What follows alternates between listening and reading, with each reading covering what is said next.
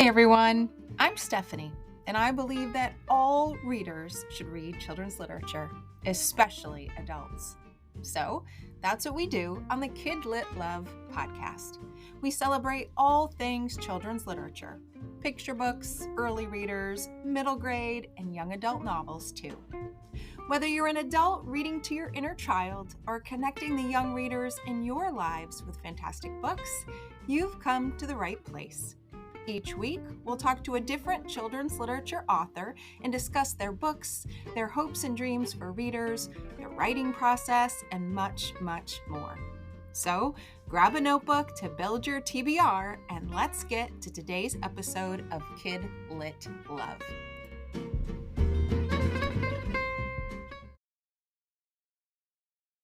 Hey everyone, welcome back to another episode of the KidLit Love podcast.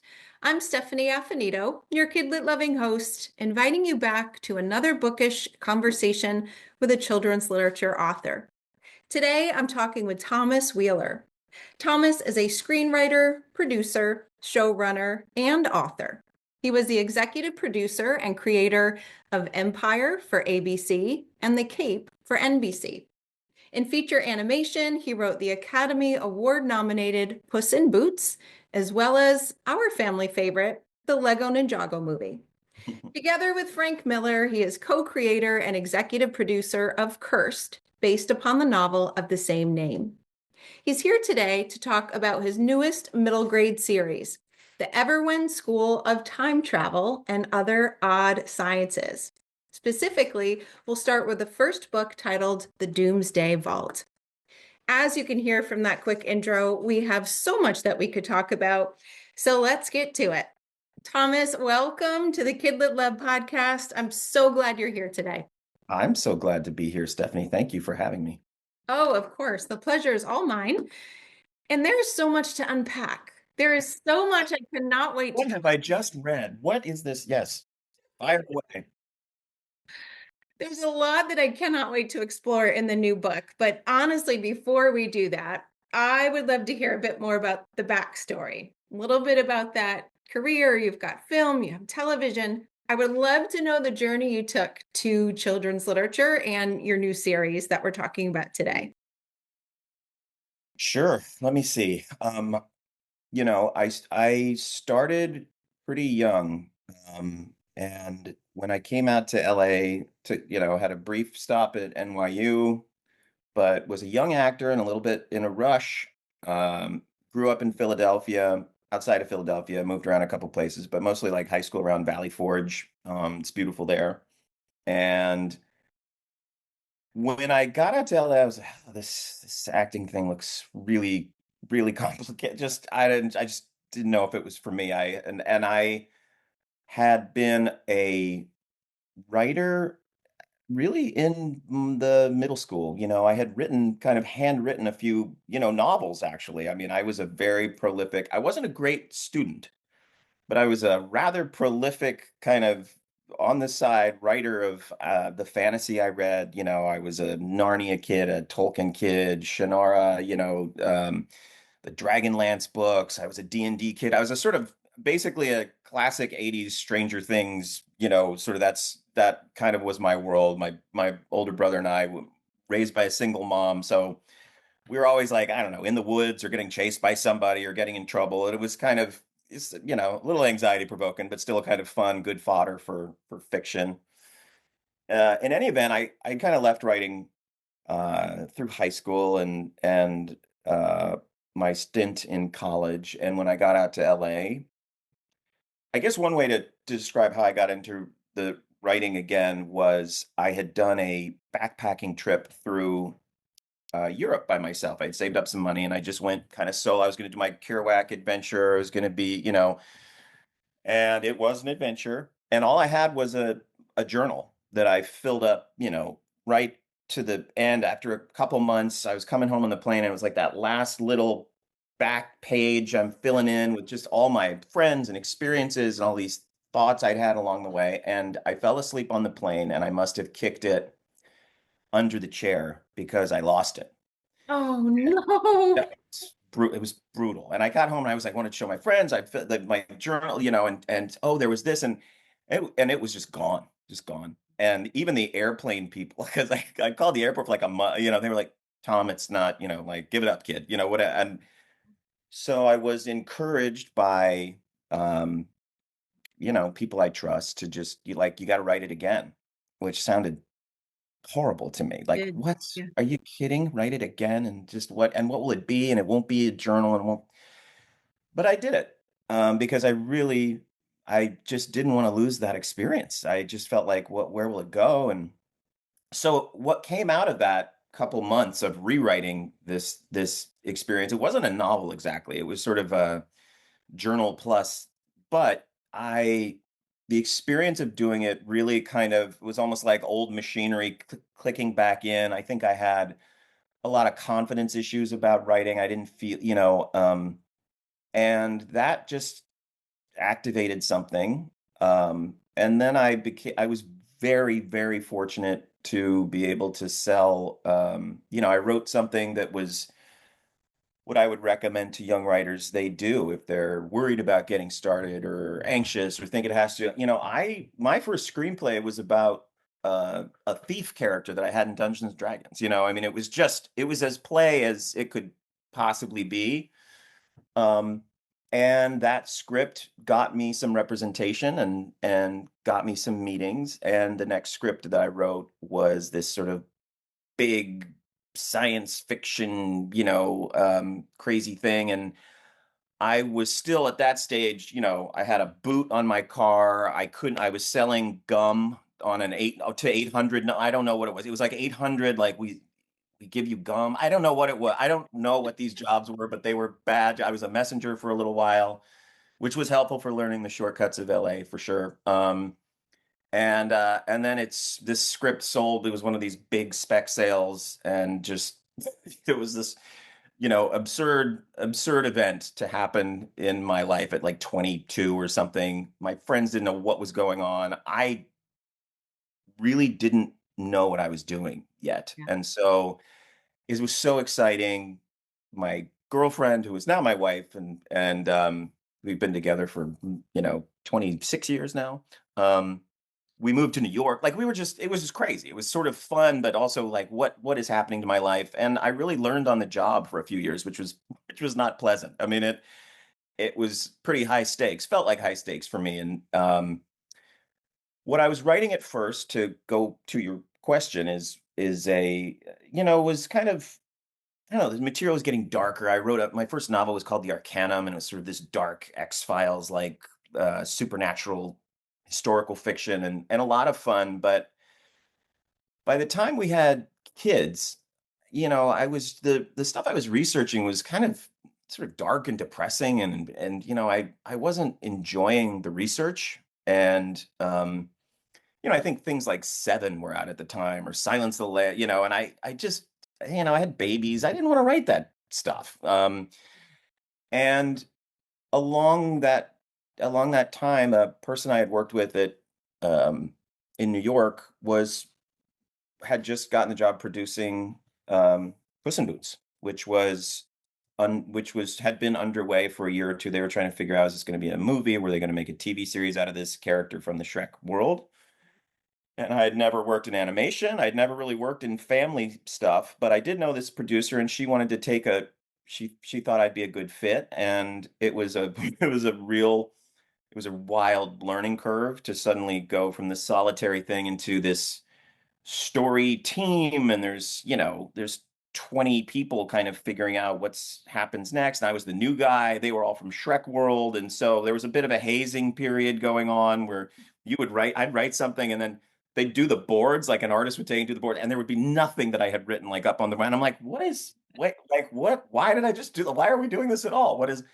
So it took a while for them to kind of like let me in, and trust me. And then there was, when it works great with something like working on Puss in Boots or Ninjago, when it's working great, like it's just this wonderful additive layered process, like you do a scene, you put some of your funnies in, but then someone comes along and adds like, oh my God, like I never would have thought of that. That's amazing. You go back to the scene, you write more like, and there's this continual sort of creative layering that if everyone's kind of on the same page, I've seen it go sort of wildly, wildly wrong too, and certain other things, but it was a great experience. And I think from that, I I enjoy that space. I enjoy it's kind of family entertainment, but young readers, young audiences are the smartest audiences of all. They have a great sort of BS detector.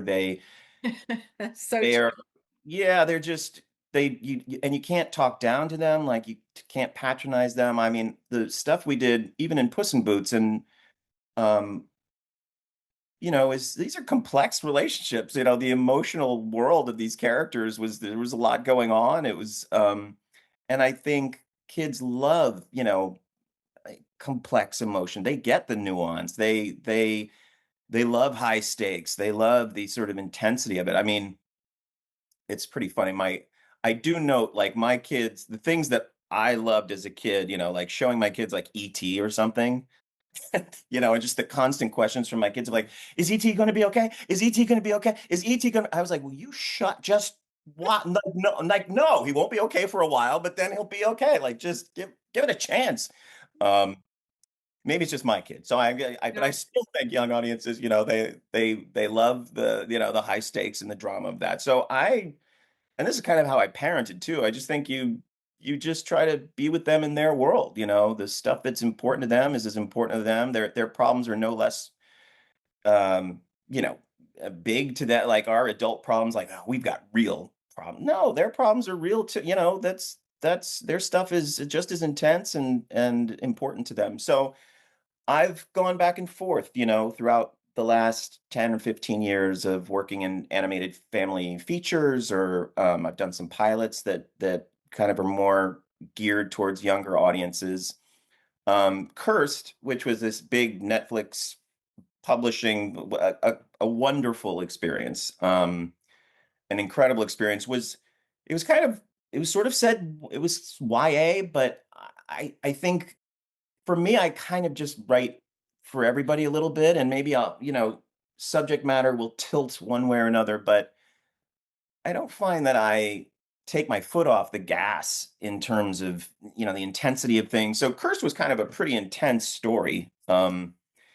And I was in a meditation, and this makes me sound like really together and like I was in a meditation and can't, I don't often I mean, I'm a sporadic meditator.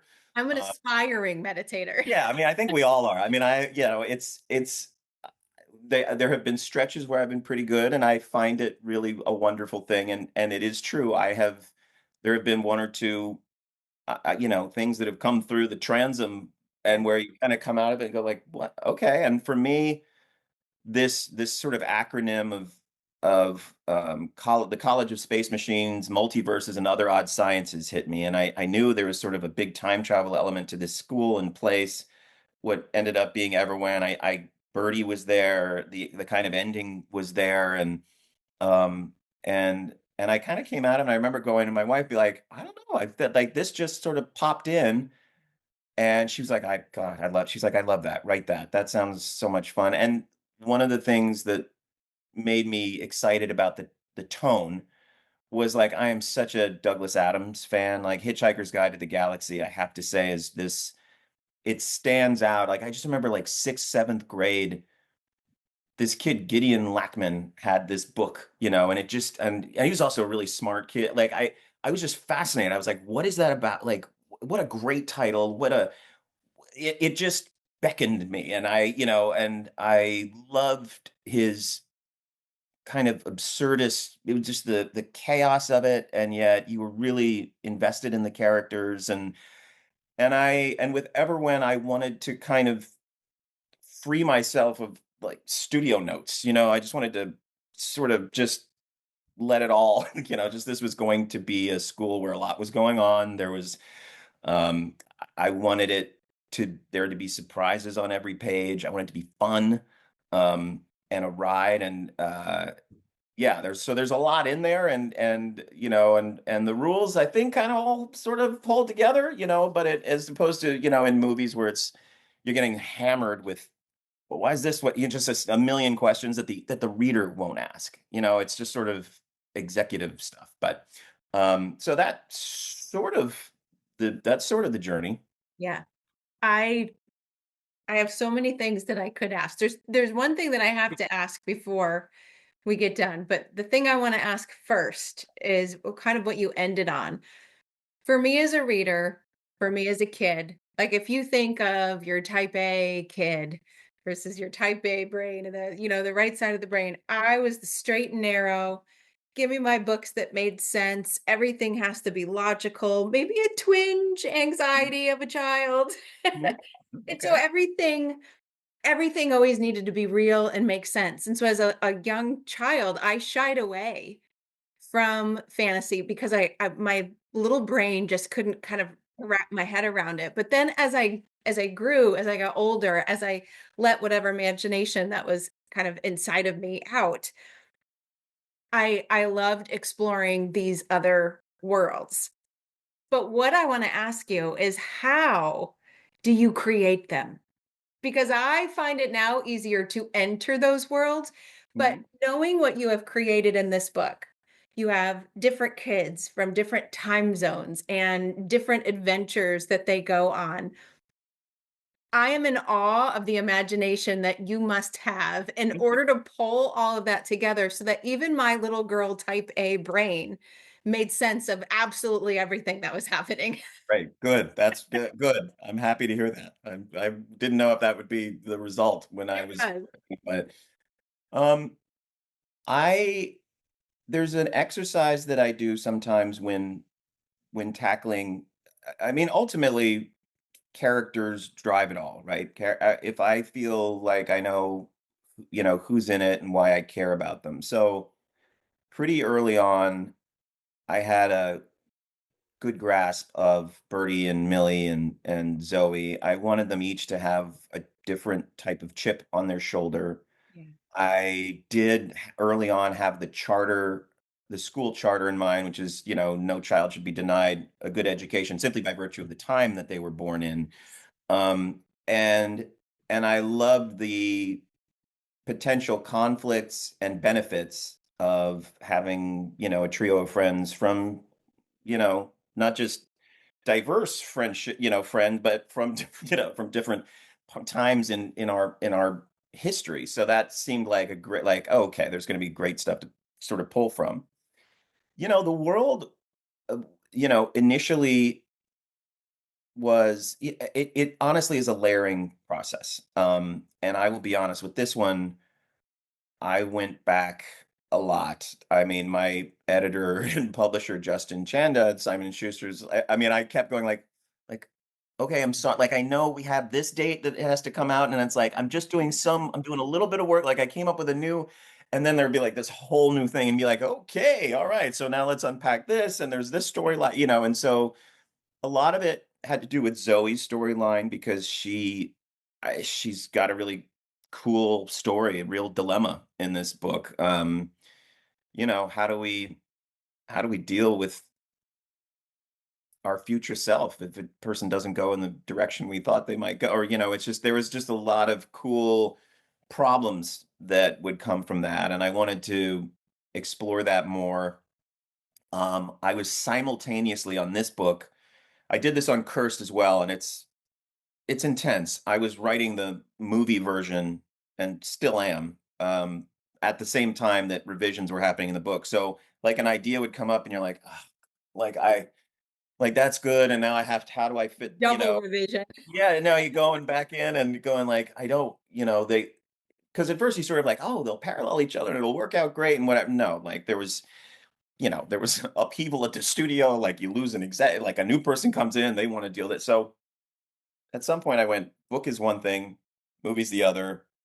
If something complements one or the other, great, I can put them in there. But so what I will say is that it didn't all just blob out. I mean, I when I would go into an Everwhen page, um, I did try to push my imagination as hard as I've ever pushed it on any other project, for sure. Like I really felt like the wonder of the idea had to be delivered. Like it had to be surprising and funny, and especially if I am kind of like a big Douglas Adams fan, like his just these books were just packed with imagination and funny, weird concepts. So like I loved the asides, in this book. I wanted you to have occasionally this feeling like I'm going to this school. Like I know what it's like. If I go to like, if I'm walking down the hall, there's a community wall. What are what are kids up to, and how is this bizarre school with its crazy classes impacting basic daily life in Everwhen? And I thought that was like I love that in a book. I want there to be some element of participation and a feeling of immersion. Um, of like this is the world. These are letters to the professors. These are the smoothie ingredients. And so those took a minute, but I felt like they were a lot of fun, and I think the interludes were also maybe allow the reader to catch their breath for a minute because there's a lot going on. One thing that I do for a world building exercise that I did a little bit for this and have done it in the past when it feels like, oh, this is a lot. Like this is a whole Yeah. it's the whole thing here. I just write down without thinking too hard about it, like 30 to 50 questions I have just about the world. Like, how did it start? Who built it? What's their religions? Who are the teachers? What are the top 5 classes? Like anything I can think of that just might come up in the reading, it is definitely a sort of eat your vegetables exercise. But it's not the rules so much. It is an imagination exercise that you will find like when I've gone back and read questions of the world, like I'm like, oh, like thank you, me, for having put that, like that's helpful. Now I know, and it will immediately give your world a little bit of, a few levels where you can draw from. Characters can reference things, then and it just all of that will just have some texture and richness to it. um, so it is a little bit of a building it's built over time, and revisions are important. And not every idea will land, but this was definitely a sort of throw it all at the wall and see what would stick. And it was fun, but it wasn't like I could rip off 10 pages of this a day. It was a little bit more of like, okay, let's make sure we kind of land this, and then making sure these character stories were intertwined with the madcap science magic of it all. That was a challenge. I always forget who says this quote, and maybe you will know, but someone somewhere says that hard writing makes for easy reading. And hearing you talk about your eat your vegetables kind of writing, which I'm totally stealing that. The eat your vegetables kind of writing really pays off later. Because as a reader, even for someone who used to have trouble really getting into these fantasy worlds, like you're there. You are there as a reader. You can picture the first, these 3 kids, 3 different time zones. You can picture them individually. And then through the magic of what happens as they come together, and picturing it of, the dorm rooms and the time travel, and oh yeah, everything just made sense. Like, of course Tuesday is missing. Of course this could happen, because it all just made so much sense fitting together, and I can see now why, because you're talking about all of that back work. But I also want to say too, that you alluded to, there is this really fun story, right? All of this fun, fantastical things are happening. And there are just so many things I know readers are going to be imagining in their minds, and just wishing that they could be there in that side.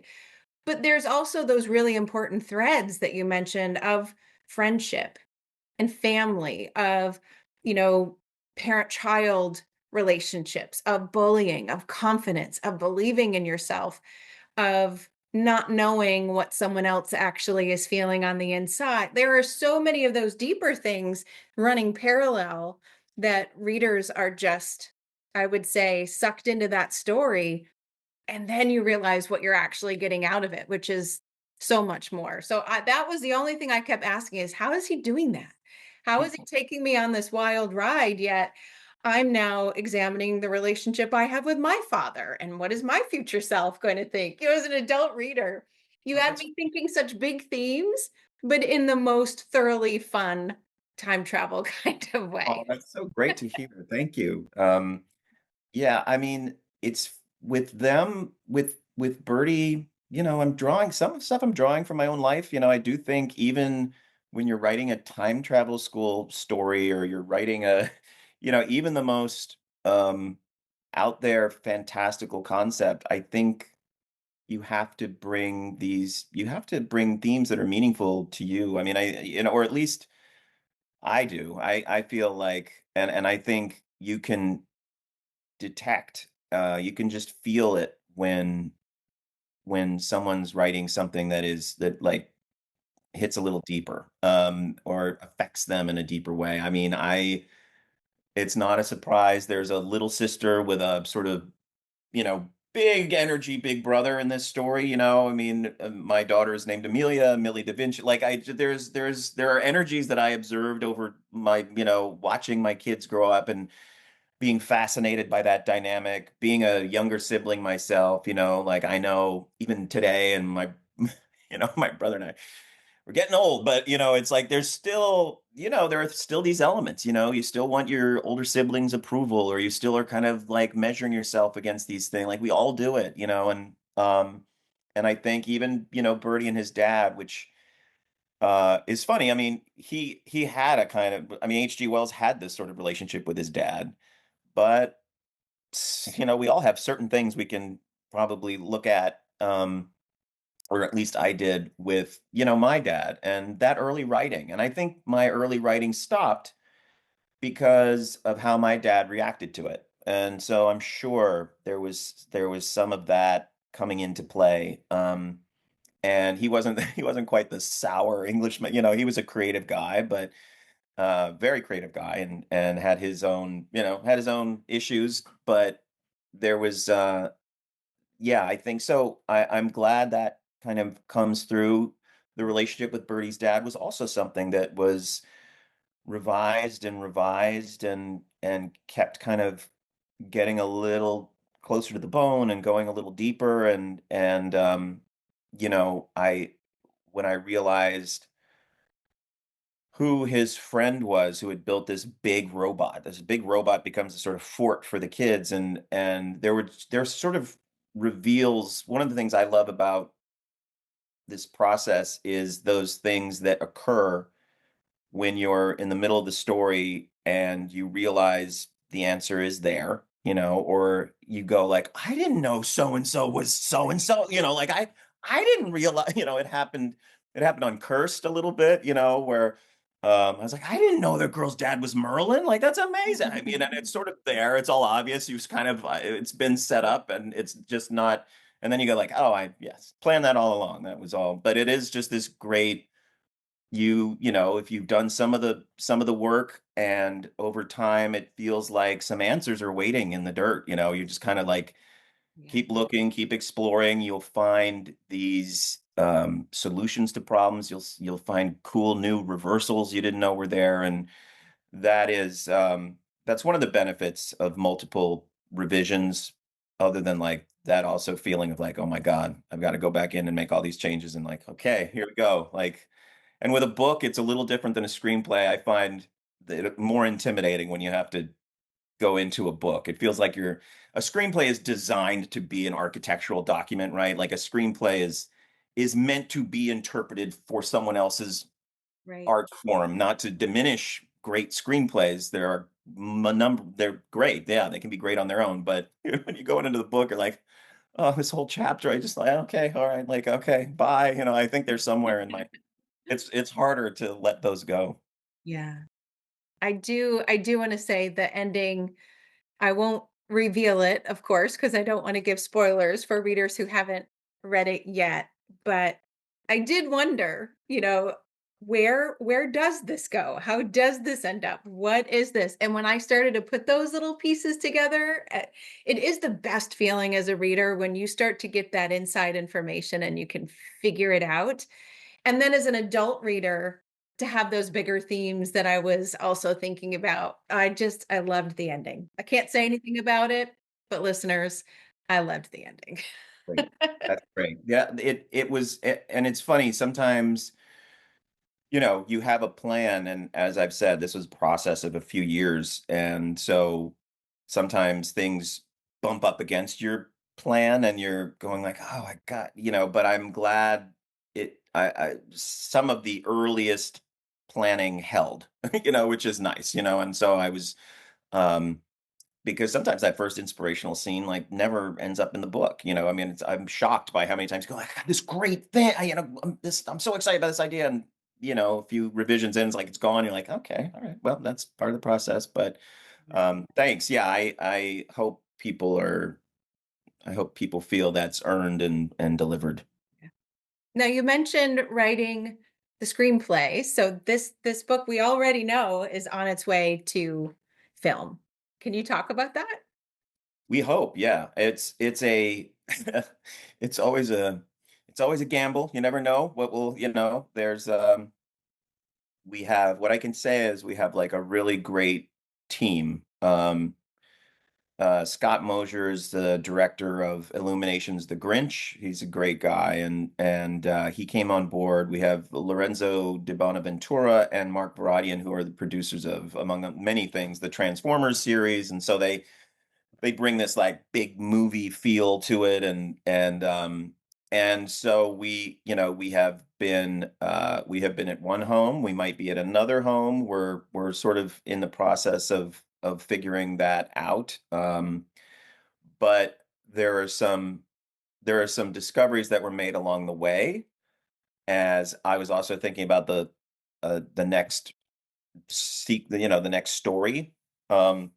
Which I'm excited about, like like really fun, and also and mostly, and because it's characters that their voices are a lot of fun. So, and it's also going to be the next book when when I'm not sure when it maybe this summer we'll be able to get to it, but the it's going to be a little more tilted toward the future of the characters. Like there's characters from the future that are a lot of fun, and will be a nice addition to our trio. So, do you mean get to it meaning start writing it, or get to it meaning putting it out for us? I Like, haven't how had long the do full, I have yeah. to wait to the next? I'd love to say. I mean, there's no, it can't possibly take as long as the first one. That was on its own trajectory. I think the bulk of the writing could be happening in the summer, and if that happens, then it's not a terribly long time for the next book to come out. A good friend of mine is Stu Gibbs, who's just such a wonderful KidLit author who did the Spy School and all that stuff, and he has an output that I can't possibly I find just awe-inspiring. But yes, I would hope to sort of get most, and I think it's really important. Like I do know kind of the cast. It's just finding the right Yeah, story, and I put a lot into this first one, so it needs to, the story needs to be yeah. have a have a lot of big new ideas. And there's of course so much left to explore with this kind of backdrop. There's everything left. You could go anywhere and everywhere with Yeah, this. I cannot wait to see what you actually end up choosing to do. me But too. Me too. that's the beauty of a book in a series like this is once kids have this one, like they're going to be all in Okay. for whatever is next. And I can't wait to see what that might be. That's what we hope for. That would be great. And of course, that's such a wonderful motivation. It's a really fun world, and I do love the characters, and it would be I um and it would be great to be able to continue something like that and continue to let it all grow.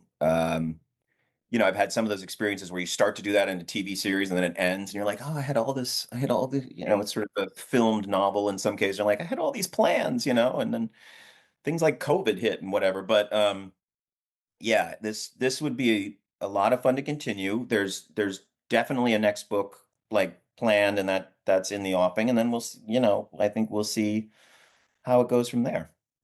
Well, I hope so. I'll cross I my fingers and share it with as many readers as I possibly Thank can you so much. to make that happen. I do have to ask you one last question, the one that I mentioned at the top that I did not want to forget, because whenever anyone says the word journal, I have to ask it because I have a journal obsession. And that is, do you have a particular kind of journal? Was it a moleskin? Was it like, what is it? Do you have a love of something that you write and jot things down? I mean, for the longest time, because I have, and we're on audio, so I can't necessarily show. I mean, I have 50 or 60 journals here, and usually I kind of change styles. For a long time, it was sort of these kind of composition, Yep. um, which were I used for a long time. These I sort of love now, which are just the basic like sketch. Sketchbooks. But Yes. these are Strathmore. Yes, I have a lot of these like the giant ones, but they're a little unwieldy. they I'm are. liking the portability of these. But my wife and daughter, I like had a bunch and they stole them. And then they steal them and then they write like 2 pages. I'm like, dude, like no, you can't. You want to steal it and write the whole thing, but no 2 pages, then leave it around somewhere, and like Right. that's not okay. But Yeah. yeah, these are my current sort of favorites. I have a few of them. They go quickly though, so I've now have to remember to put the date on, like just what, because Yeah. I'll have a meeting a month ago, 2 months ago. I'm like, oh, where were the notes for that, or what, and it becomes sort of a work. It's sort of work and personal, which I can't have too many journals to keep track of, but so that becomes a little bit of a challenge. If you burn through this thing quick, then you're digging through, like where the hell, what am I doing? What's on this project? What idea did I have when? That is an eternal problem in my home. Process, right? Only if I label it as one. I'm okay with having that many notebooks. What's your preferred journal form? I am a diehard Moleskin fan. The Okay. soft cover, cashier, A5 that I can tuck into a cover. I told you I'm a little obsessed There with, you go. but I do love those sketchbooks as well. I kind of go through phases of if I want lines or if I don't want lines. And so I Me too. alternate depending on the project that I'm working on. But right now, it's definitely Moleskin. Mhm. That's a fine choice. Yeah, and when Um, I have a few sort of like gift journals over the years that like I haven't. And sometimes you'll find a new version there. Like we took a Europe trip years ago, and I found this like beautiful book, and I was like, oh my gosh, this is great. But it ended up being like just a basic journal, and I just felt like it's too nice. Like I can't. I can't Right. possibly. This is yeah. I was like, I'm gonna write the great something in this, and then it just turned into like me whining about my anxiety. Oh God, now what? Yeah, my Moleskin gets a lot of that in my morning pages too. Sure, you have to. That's what it's Yeah. there for. The beauty is the notebooks don't judge and they're always silent. So No, it doesn't and you matter know who what? picks For them. for years and years and years when I was little, and this just happened. I don't know what, but I had a talking journal, so I would just answer myself in a sort of dialogue form. Um, and it was pretty helpful. When I go back and read my own talking journal to myself, I'm like, that's pretty not bad advice for Yeah. sixth grader or whatever, it's and sometimes I'll return to it. I'm like, hey, what sort of advice do I have for myself today? But yes, I love my journals. Well, and thankfully, maybe you didn't think it at the time, but thankfully yours did get lost on the airplane because it kind of led you here. Right. I look at it that way because otherwise it's Right just this now, you can thing look that at it that way now. and I Not at the time. I we have these moments, right, where we have a choice to kind of, am I going to turn this loss into something that and in that case, I'm really happy that I did it.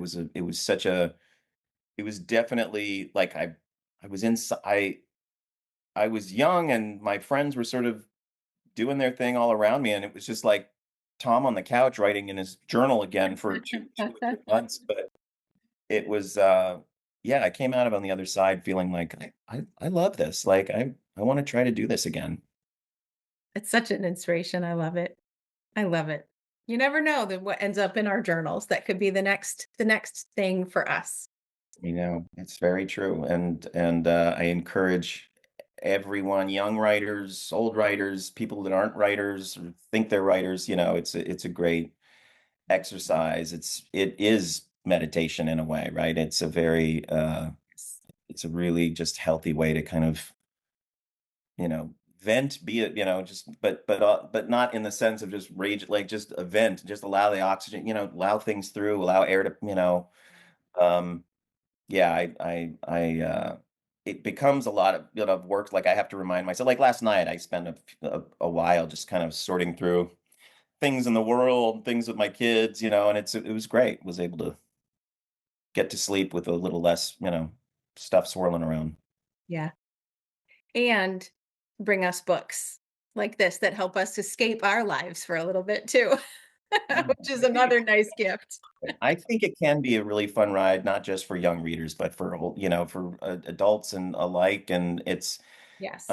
like I said, I think I don't write for any particular, to me, I'm kind of, I want everyone to be able to fall into this world. Like I can pick up Hitchhiker's Guide to the Galaxy and have a great time, still, and appreciate it all. So hopefully, there's some of that energy in Everwhen. There is, and, that's the whole idea that I love to embrace on the podcast, which is children's literature is for children, but every single children's literature title is also for adults who still have an inner child, who's who still can read to them, and quite honestly, the first person that I'm pressing your book into their hands isn't a child yet, it is my dad.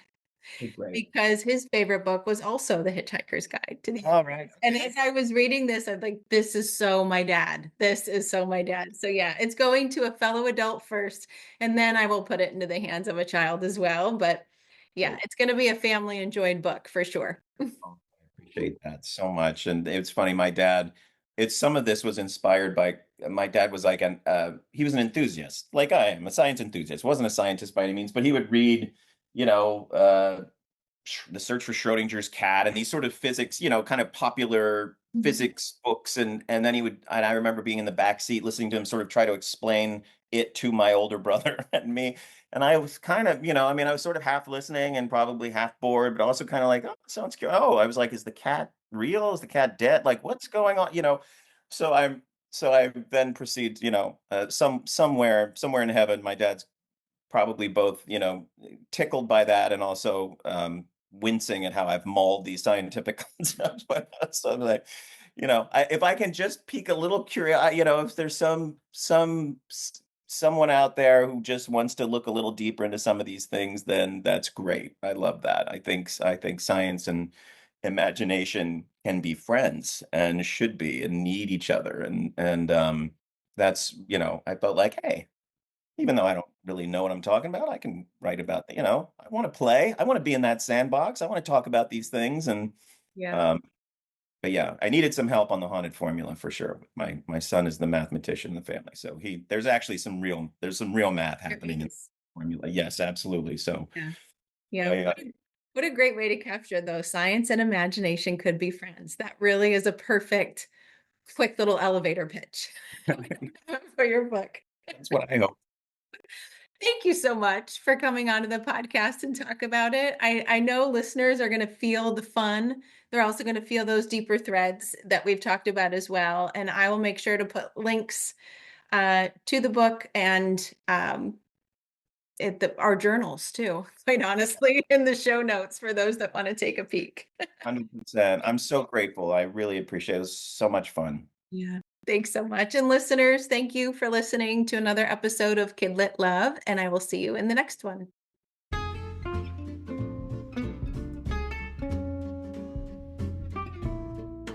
Thanks for listening to today's episode of the KidLit Love podcast. You'll find links to all the books, resources, and ideas mentioned in the show notes at alitlife.com. And if you want more, you might like to listen to my other podcast called Get Literate. It's a podcast that explores all things books and reading, notebooks and writing, and everything in between to build a life you love. One more thing. If you love what you listened to today, please take a moment to rate and review the podcast or take a screenshot of the episode and text it to a bookish friend. This helps the podcast grow and builds our bookish community of KidLit Love. Thanks for listening.